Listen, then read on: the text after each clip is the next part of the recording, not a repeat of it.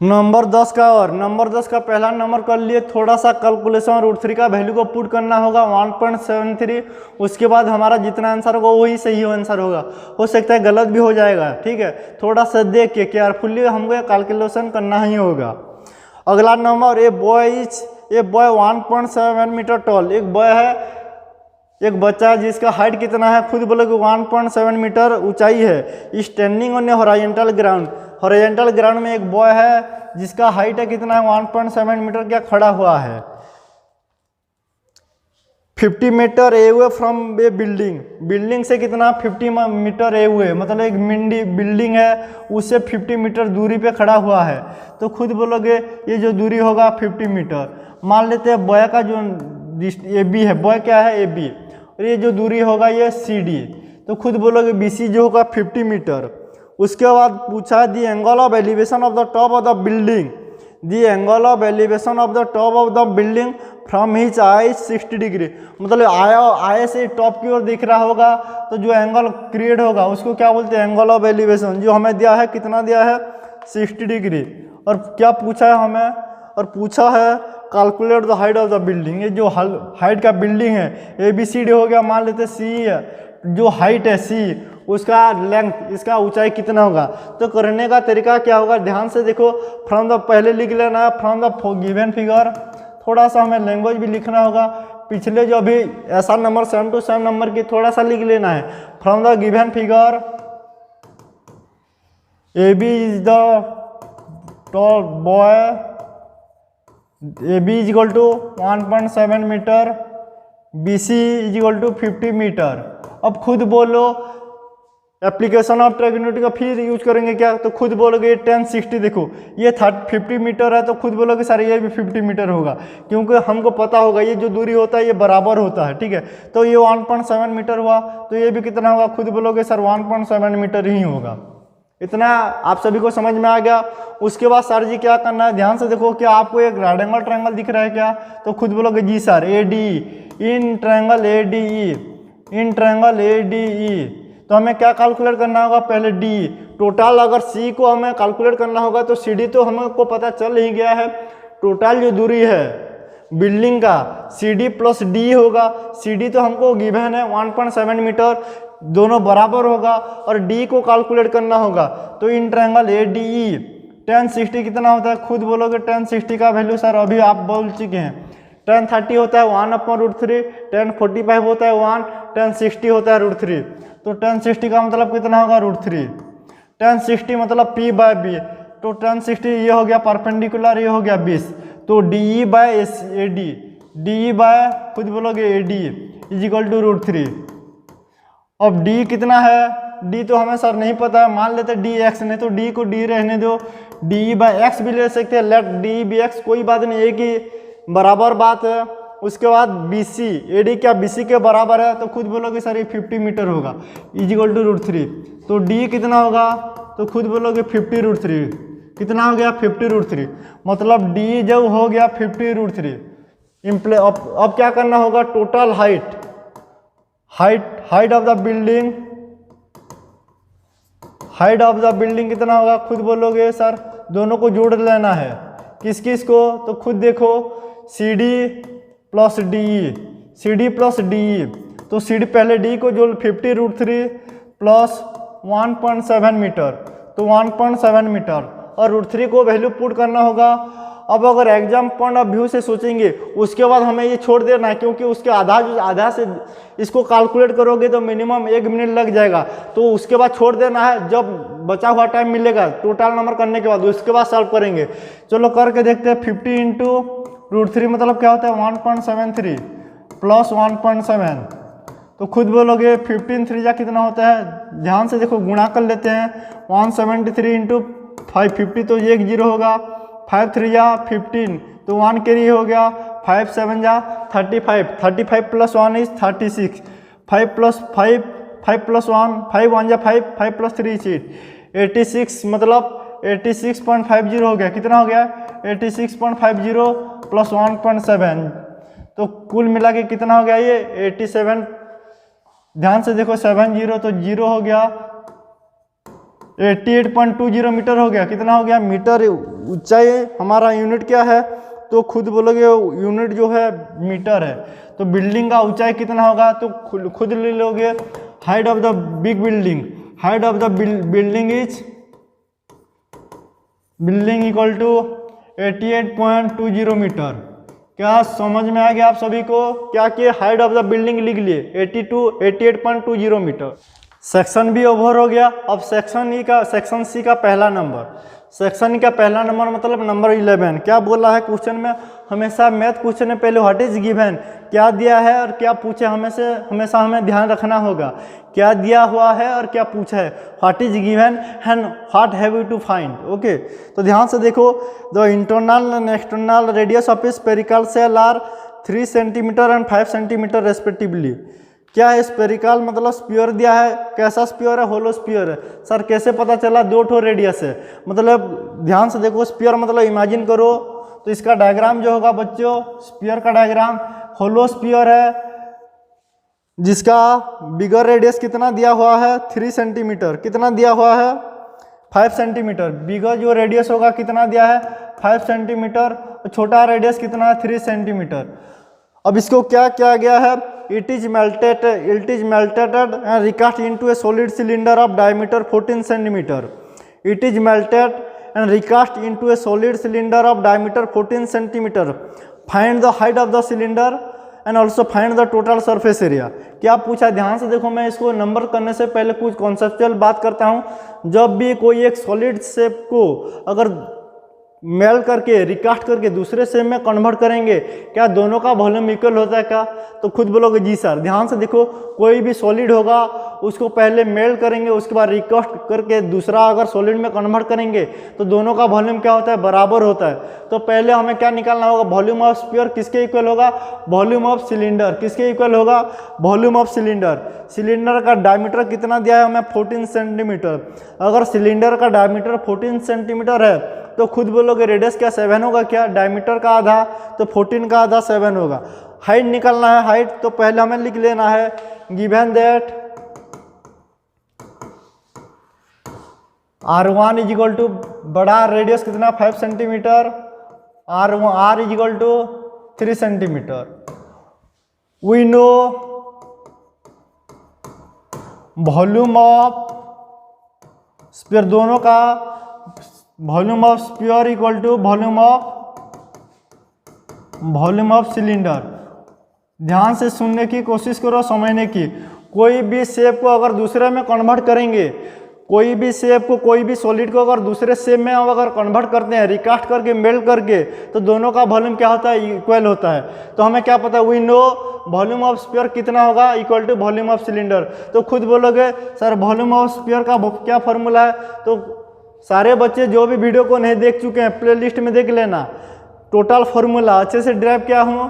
तो be quick, hurry up, ठीक है, क्योंकि समझने में आपको ही अच्छा होगा। तो 4/3πr³। अगर आपको फॉर्मूला नहीं पता होगा तो खुद बोलोगे नहीं सर ये देखो कैसा स्पीयर है, तो खुद बोलोगे सर ये होलो स्पीयर है। तो क्या होगा, R1³ minus R1³ is equal to 4/3πr³ is equal to, इसका क्या होता है πr²h। अड्डा हाथ तो ये हो गया, R प्राइम ले लेते हैं क्योंकि आपको थोड़ा सा कन्फ्यूजन हो जाएगा। उसके बाद पाई तो कैंसिल हो जाएगा, उसमें किसी को बताने की जरूरत नहीं होगा। अब वैल्यू को पुट करना होगा, इसमें लिख लेना है। और क्या गिवन है, given that diameter of cylinder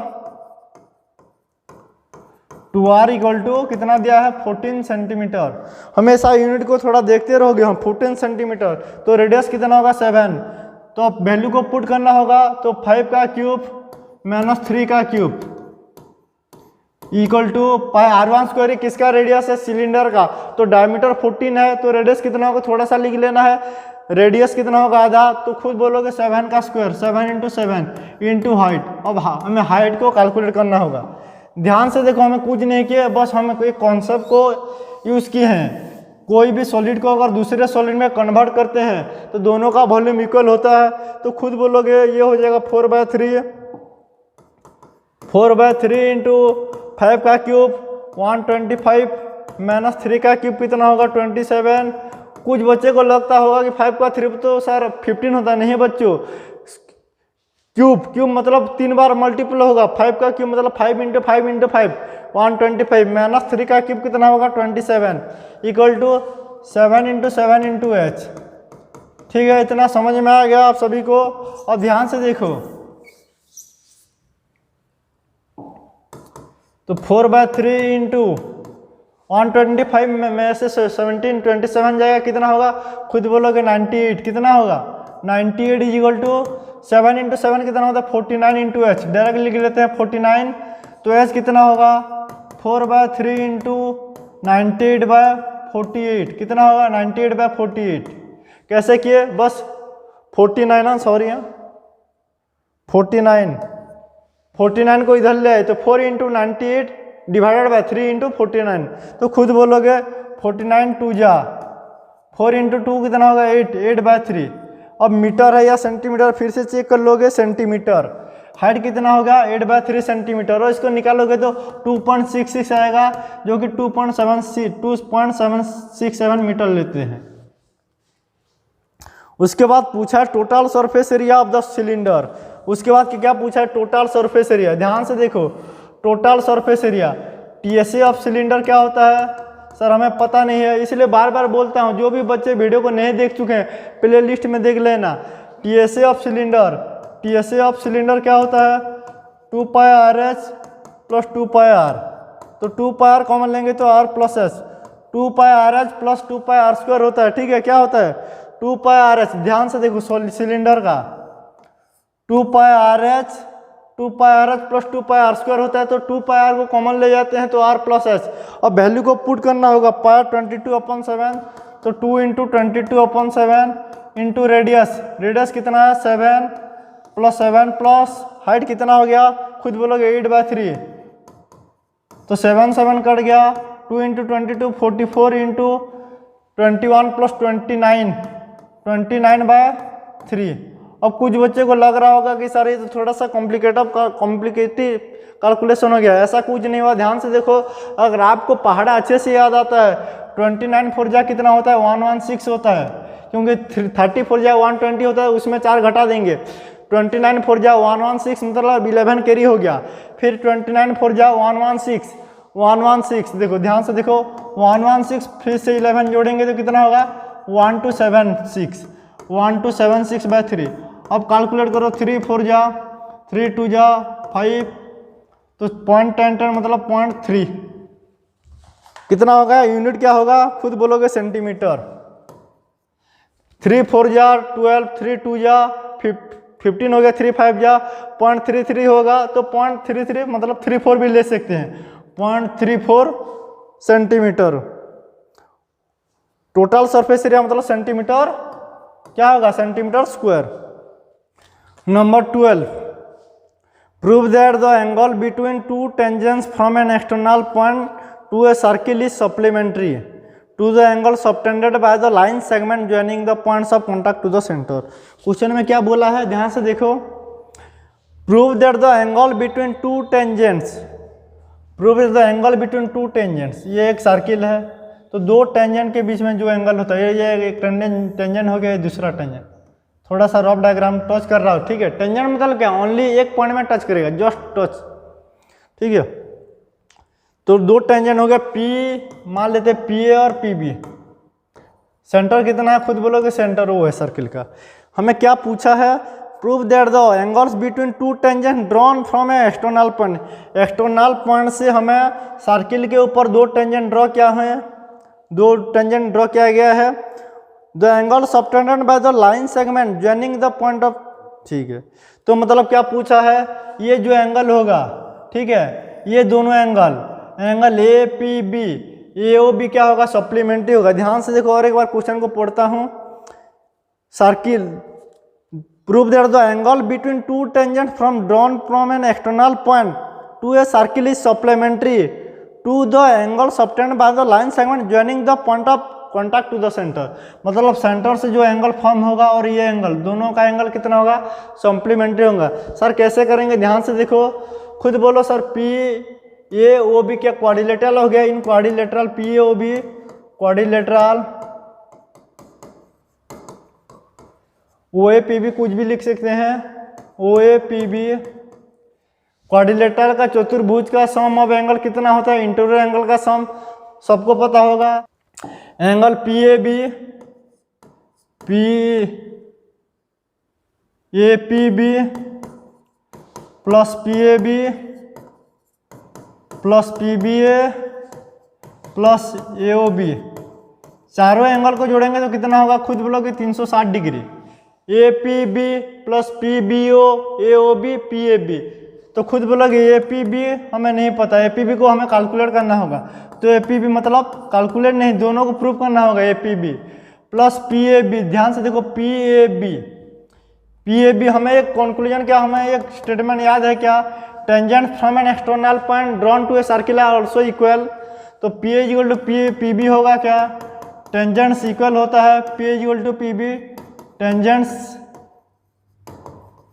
equal भी होता है, और जो रेडियस होता है ये एंगल कितना होता है, खुद बोलोगे through point of contact, radius से सेंटर से जो हम रेडियस और टेंजेंट के बीच में जो पॉइंट ऑफ कॉन्टैक्ट होता है 90 डिग्री, तो इन दोनों के बदले में हम क्या लिखेंगे 90 डिग्री। कंक्लूजन क्या है हमारा, गिवन स्टेटमेंट क्या है, radius is perpendicular to the tangent through the point of contact, through the point of contact.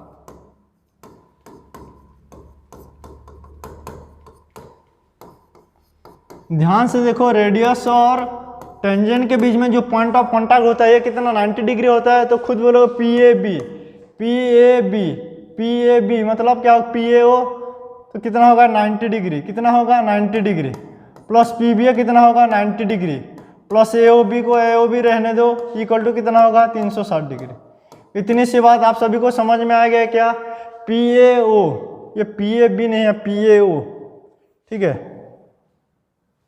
P A ओ थोड़ा सा गड़बड़ हो जाता है, P A O plus P B O,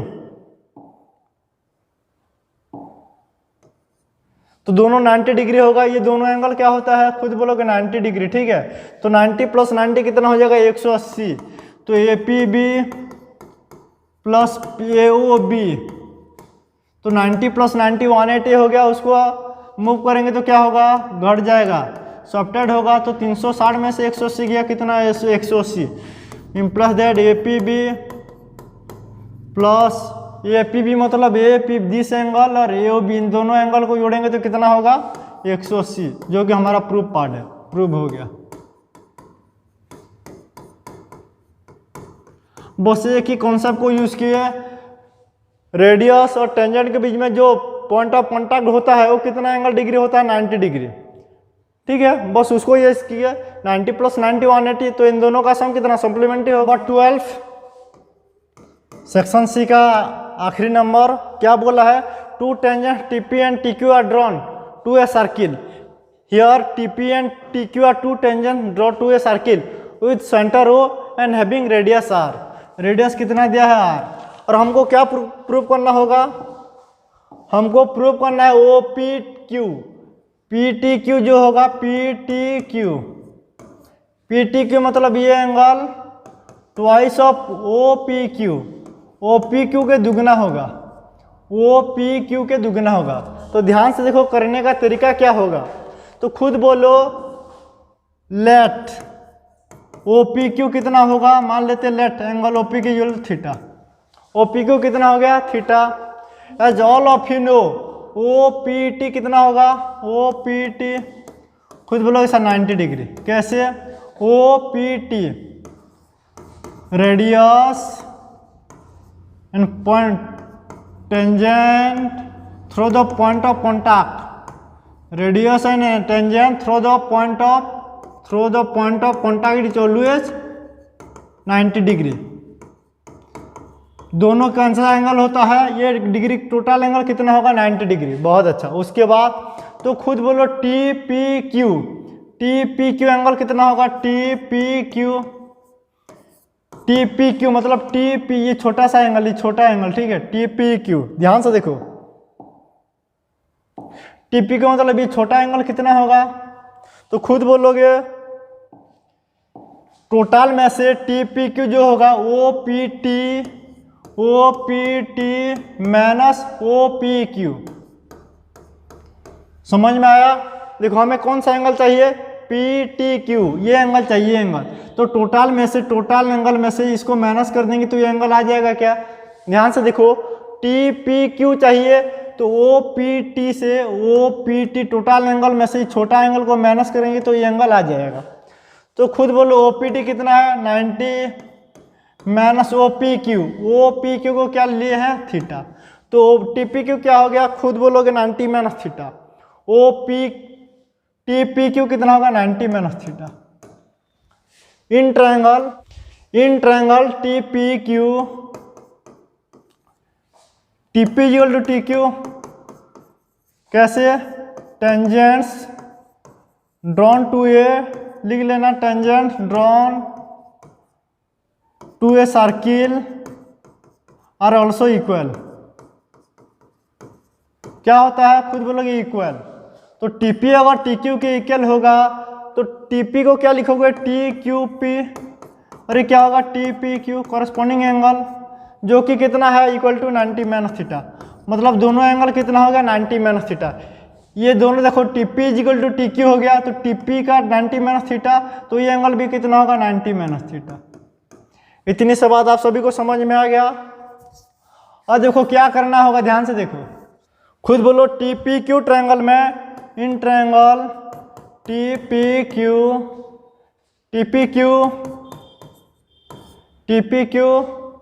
plus P Q T plus P T Q कितना होगा, खुद बोले 180 डिग्री। ये एस पी और angle sum property of A triangle is always 180 degree. कितना होता है 180 डिग्री। उसके बाद टी पी क्यू कितना है, टी पी क्यू और टी क्यू पी 90 कितना है 90 minus theta plus 90 minus theta plus P T Q equal to कितना होगा 180 डिग्री। तो 90 plus 90 180 minus 2 theta is plus P T Q equal to 180 degree. 180 degree क्या हो गया कैंसिल, 2 थीटा को इधर ले जाओ उधर, तो पी टी की इक्वल टू क्या होगा 2 थीटा। 2 थीटा मतलब क्या होगा 2i ऑफ एंगल थीटा कौन सा होगा ओ पी क्यू, जो कि हमारा प्रूफ पार्ट है, कोई चीज इक्वल टू प्रूफ। थोड़ा सा रिमाइंड भी कर लेते हैं। देखो ओ पी क्यू को थीटा ले लिए तो ये कितना हो गया 90 माइनस थीटा, ये कितना होगा 90 माइनस थीटा, तो 180 माइनस 2 थीटा, तो 180 कैंसिल हो जाएगा, तो पी टी क्यू कितना होगा twice of O P Q. Okay, number 12 तक कर लिए हैं। Number 13 case study section C का number 13, trigonometry in the form of triangulation forms the basis of navigation where it is by land, sea or air. GPS, a radio navigation system, helps to locate our position on earth with the help of satellite. इसको हमें ज़रूरत नहीं होगा, ऐसे type का है, जिसको ज़रूरत होगा उसको ही पढ़ना है। सेकंड पैराग्राफ में देखो, एक guard station at the top of a 240 metre tower observe an unidentified board coming towards it. Question में क्या बोला है, एक टावर है जिसका हाइट कितना है 240 मीटर है, इसका हाइट कितना 240 मीटर, और इसके ऊपर टावर, इसके ऊपर एक गार्ड है, क्या है एक गार्ड इधर खड़ा हुआ है, और क्या दिख रहा है यहाँ पे एक बोट दिख रहा है, बोट कमिंग टुवर्ड्स इट मतलब इसकी तरफ आ रहा है, बोर्ड को ऑब्जर्व कर रहा है with the help of an instrument. Instrument का नाम क्या है, क्लिनोमीटर के जरिए, और इन किलोमीटर के जरिए एंगल ऑफ डिप्रेशन को मेजर करेगा। तो खुद देखने की कोशिश करो, जो डायग्राम बनेगा, ये अगर बोट हुआ, मान लेते हैं क्या हो गया बोट, ये अगर बोट हुआ, ये होगा फूड ऑब्जर्वेशन कितना है, फूड ऑफ द ऑब्जर्वेशन हमें नहीं पता है, और ये जो आया हुआ कौन सा एंगल ऑफ डिप्रेशन, ऊपर से नीचे देखेंगे तो तभी बनेगा एंगल ऑफ डिप्रेशन, ऊपर से नीचे देखेंगे तो खुद बोलो ये आया कॉन्टैक्ट है, तो ये जो एंगल बनेगा पैरेलल लाइन ड्रॉ कर लो, और ये जो एंगल बनेगा ये कितना दिया है 30 डिग्री, ये 30 डिग्री दिया है। तो खुद बोलो जेड बन रहा है क्या, तो अल्टरनेट इंटीरियर एंगल, अगर जेड दिख रहा है, जेड दिख रहा है तो अल्टरनेट इंटीरियर एंगल क्या होता है, बराबर होता है। तो मान लेते ये बी सी है, B C, A C is the height of the tower, लिख लेना from the given figure, from the given figure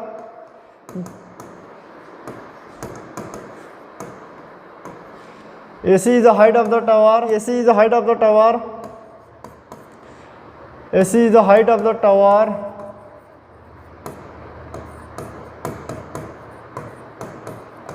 कितना दिया है, AC is equal to 240 metre. In triangle ACB angle ABC is equal to कितना दिया है, ABC 30 degree.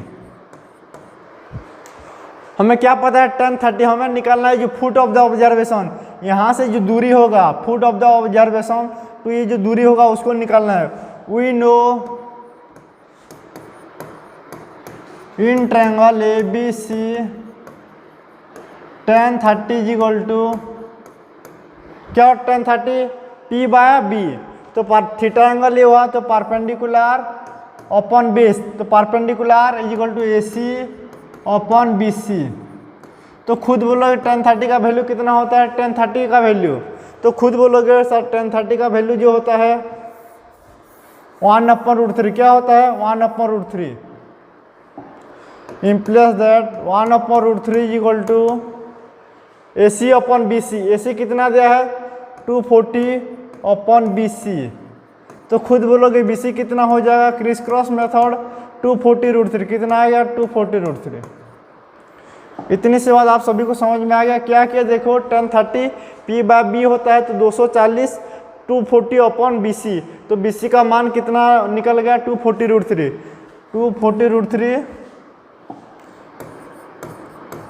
ये पहला बीट है, ठीक है, मीटर, ये मीटर, इतना डिस्टेंस कितना है मीटर। दूसरा बीट बोला ये पहला क्वेश्चन, सेकंड बीट में बोला लिख लेना है foot of the observation, distance of the boat, hence distance of the boat from the foot observation, from the foot of observation, दिख रहा है foot of observation equal to 240√3 metre. Okay, अब ध्यान से देखो अब क्या करना होगा, दूसरा second beat. After 10 minutes the guard observe that the boat was approaching the tower and its distance from the tower is reduced bye 240√3 - 1 metre. कुछ समय के बाद 10 मिनट के बाद ये जो बोट है अप्रोचिंग टुवर्ड द टावर, मतलब बी जो पोजीशन है डी, 10 मिनट के बाद इधर मूव कर रहा है तो डी में आ गया। वो कितना दिया है 240, ये जो दूरी होगा 240, टोटल हमारा जो BC निकल गया 240√3, और ये जो BD जो कितना दिया है 240√3 - 1, 240√3 - 1। और हमें क्या पूछा है, angle of deviation, angle of depression, ये एंगल कितना है, क्या पूछा है angle of ADC, angle of depression पूछा है। ध्यान से देखो, खुद बोलने की कोशिश करो, क्या टोटल जो BC का दूरी हमको 240√3 मिल गया है क्या, तो खुद बोलोगे टोटल जो BC का दूरी है 240√3 हमें मिल गया है। क्या BC में से हम BD को माइनस करेंगे तो CD आ जाएगा, अगर CD आ गया तो क्या हम tan थीटा के जरिए हम CD को फाइंड कर सकते हैं क्या, खुद बोलोगे जी सर। ध्यान से देखिए, तो BC हमारा कितना है 240√3,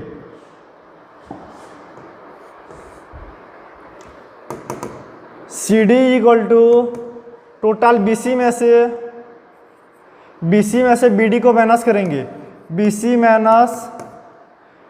माइनस BD, तो BC कितना होगा खुद बोलो, BC दिया 240√3 और BD कितना दिया है -240√3 - 1, ठीक है। बस क्या किए हमें निकालना सी डी आगे गया तो पी अपन बी करके हम एंगल कितना होगा फाइंड कर सकते हैं। तो सी डी को निकालने के लिए हम क्या किए, टोटल बी सी में से बी डी को माइनस कर लिए। तो खुद बोलोगे 240√3 माइनस 240√3 माइनस माइनस प्लस हो जाएगा 240। तो 240√3 प्लस माइनस कैंसिल हो जाएगा तो कितना मीटर बचेगा 240। मतलब C D angle C D का जो डिस्टेंस होगा कितना होगा 240 मीटर। इतना समझ में आ गया। अभी क्या करना होगा, let A D C theta angle है, ए डी सी कितना होगा थीटा, कितना होगा theta angle of depression. Side में लिख लेना angle of depression. Let the angle of depression, let the angle of depression, angle of depression be theta, A D C equal to theta. Tan theta क्या होगा, खुद बोलोगे P bye B होता है। अगर थीटा ये होगा तो perpendicular, that means C upon B C, तो A C upon C D. तो 240 डिवाइड बाय 240 कितना होगा, खुद बोलोगे 1, दोनों कैंसिल हो जाएगा 1 मीटर। अगर टेन थीटा 1 हो गया तो खुद बोलो थीटा का एंगल कितना होगा, खुद बोलोगे सर थीटा जो होता है 45 मीटर होता है, 45 डिग्री होता है। तो थीटा कितना हो गया 45 डिग्री, थीटा कितना हो गया 45 डिग्री। हम क्या किए, टोटल BC में से BD को माइनस कर लिए तो 240 हो गया। 240 बाय 241 होता है। टेन थीटा अगर 1 हो गया तो एंगल कितना होगा 45 degree. Angle of depression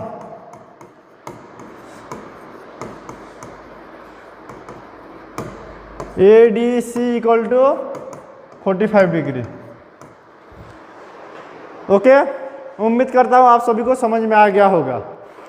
number 14, pushup are fast and effective exercise for building strength. ये ऐसे टाइप का है जो हमको ज़रूरत है उसको ही पढ़ना होगा। तो ये देखो ध्यान से देखो, सेकंड पैराग्राफ में आते हैं, Nitish want to participate in the pushup challenge. Pushup challenge में नीतीश को क्या करना होगा, पार्टिसिपेट करना होगा। तो ही कैन करंटली मेक के 3000 पुशअप इन 1 आवर। 1 घंटा में कितना पुशअप मारता है 3000। But he wants to achieve a target of 3900। 1 घंटे में कितना पुशअप मारता है, खुद बोलोगे 3000, लेकिन इसको अचीव कितना करना है 3900।